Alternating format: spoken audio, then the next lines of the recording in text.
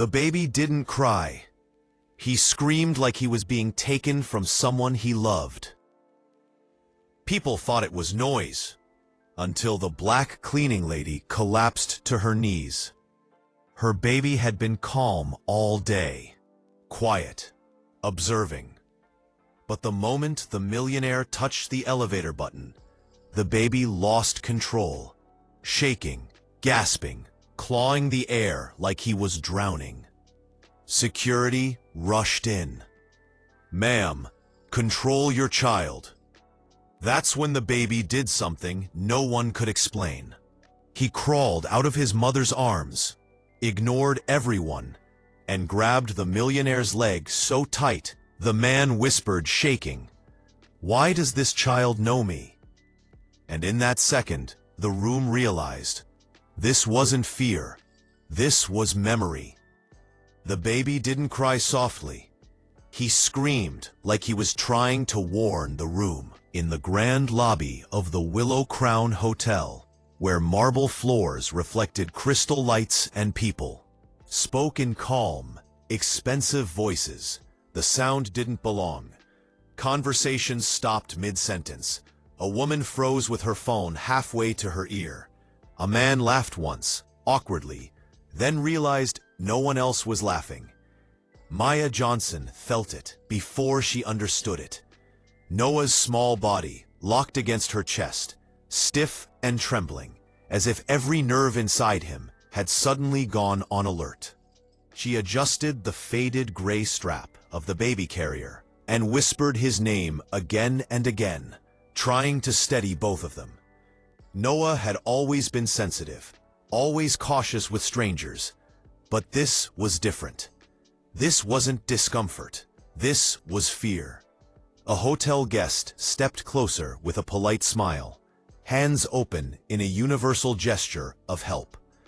Noah screamed harder. Another staff member tried, then another. Each attempt only made it worse, as if his fear grew the more people tried to calm him. Then, the front doors opened. A man walked in quietly, without announcement, without urgency, and Noah went silent. The silence was sudden and unnatural, like the world had been muted. Noah's breathing slowed. His wide, tear-filled eyes locked onto the man, and his small hands reached out urgently. Fingers stretching, as if he recognized something his mind couldn't yet explain. Before Maya could react, Noah leaned forward and grabbed the sleeve of the man's suit, clinging with surprising strength. The lobby froze. Maya's heart dropped into her stomach. She saw the looks immediately, the shifting faces, the tightening of expressions. A black cleaning lady, a crying baby, a wealthy stranger in a tailored suit. The story wrote itself in their minds before anyone asked a single question. "Ma'am, step back," a security guard said, his tone controlled but firm. Maya shook her head, panic rising.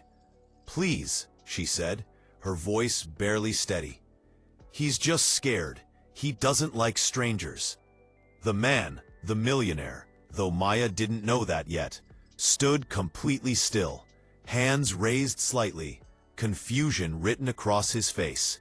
He hadn't touched the baby. He hadn't moved toward him. Yet Noah clung to him as if this stranger was the only safe place left in the room. When security tried to gently pull Noah away, the baby screamed again, louder than before, his body shaking, his face pressed desperately into Maya's chest once he was free. But the moment the man stepped back into Noah's line of sight, the screaming eased. People whispered. Phones came out. Judgment settled into the air like dust. Maya Johnson had lived with judgment her entire adult life. At 31, she had learned how quickly people decided who she was based on what she wore, where she worked, and how tired she looked. She cleaned hotel rooms because it paid the bills. She worked early mornings and late nights because rent didn't care about excuses. She brought her baby to work because she had no one else, and because Noah needed her close. From the day he was born, Noah experienced the world differently. Loud noises overwhelmed him. New faces unsettled him. Doctors used careful words and told her to wait and see. Maya didn't need charts to know her son felt things deeply. That was why she carried him everywhere. Her heartbeat calmed him. Her presence grounded him. Until today. The security guard looked from Maya to the man again, uncertainty creeping into his posture. "Sir," he said, "do you know this woman?" "No," the man replied quietly.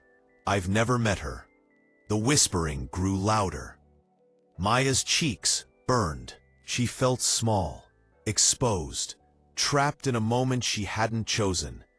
She wanted to disappear, but Noah's trembling body anchored her to the present. An older woman stepped forward from the crowd, calm and observant. "I'm a pediatric therapist," she said gently. "May I say something?" The room listened. "Some babies are highly sensitive," she continued. "They respond strongly to unfamiliar environments. But they also respond strongly to familiarity, sometimes in ways that don't make sense to adults." She looked at Noah, then at the man. "This doesn't look like fear," she said softly. "It looks like recognition." The word sent a chill through Maya. The manager arrived, his polite smile tight with irritation. He wanted this resolved quickly, quietly. "Let's move this away from the lobby," he said. They were guided into a small side room. Noah remained unsettled, crying whenever the man moved away, calming when he stayed within sight. The therapist asked Maya a few questions about Noah's birth, his reactions, his early months. Maya hesitated, then spoke. "He was premature," she said quietly. "He spent weeks in the NICU."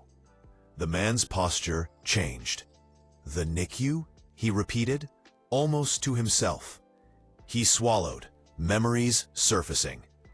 Years ago, after losing a child of his own, he had spent long nights sitting outside neonatal units, humming softly through glass walls to babies he couldn't touch. He hadn't known their names. He hadn't expected anything in return. He had just needed to put his grief somewhere. Almost without realizing it, he hummed the same simple tune now. Noah stilled. His breathing evened out. His eyes softened. Maya's chest tightened as tears filled her eyes. She watched her son calm in a way she had never seen before. The room went quiet, not with judgment this time, but with awe. The manager cleared his throat. "Miss Johnson," he said, "we'll need to discuss workplace policy." "No," the man said calmly. Everyone turned. "No," he repeated. "What you need to do is apologize. Your staff treated a mother like a problem instead of a person." The manager hesitated, then nodded stiffly. Maya knew the truth. This apology was happening because the man had power, not because it was right. Still, for the first time that day, someone stood between her and unfairness. Outside, sunlight hit Maya's face as she left the hotel early. Her shift paid in full. The man, Ethan Cole, she later learned, walked beside her, respectful, careful. "I don't understand why he reacted that way," Maya admitted quietly. "Neither do I," Ethan replied. "But babies don't pretend." They stood for a moment in silence. There was no dramatic promise, no sudden bond. Just a shared understanding that something real had happened, something neither of them could ignore. Maya went home carrying more than her baby.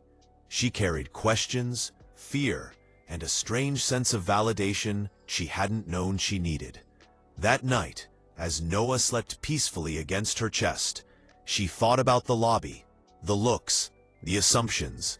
She thought about how quickly people judged her, and how quickly a baby's instinct had proven them wrong. The next morning, life continued. Maya returned to work days later. Noah returned to being cautious, observant, sensitive. But something inside Maya had shifted. She no longer apologized for her son's reactions. She no longer felt shame for protecting him. Weeks later, a letter arrived, an apology from the hotel, formal and careful. It didn't erase what happened, but it acknowledged it. Maya folded the letter and set it aside. What mattered more was the lesson she carried with her now. That day in the lobby, a room full of adults thought they understood the situation. They were wrong. Because innocence sees truth before prejudice does. Because dignity isn't granted by wealth or titles. And because sometimes, the smallest voice in the room is the only one brave enough to react honestly. As Maya held Noah close and stepped into the future, she understood something she wished the world would learn too. Never judge a story by who's telling it. Never assume fear means guilt. And never underestimate a child's ability to recognize safety, even when adults refuse to see it.